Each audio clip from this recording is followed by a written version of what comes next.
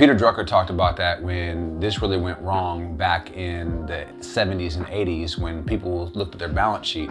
Where do you find people? It's a liability versus machines and those type of things. It's seen as an asset.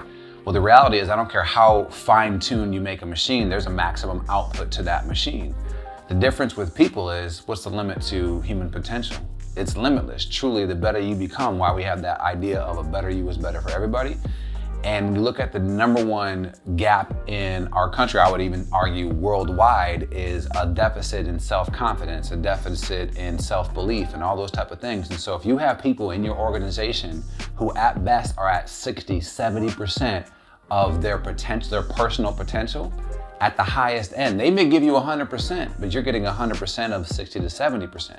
However, if you help them become 70, 80, 90%, the best versions of themselves, now when they give 100%, even 90% of that 90% is a much higher rate of return. And so when companies have looked at personal development historically as it's personal, it's your responsibility to actually develop yourself.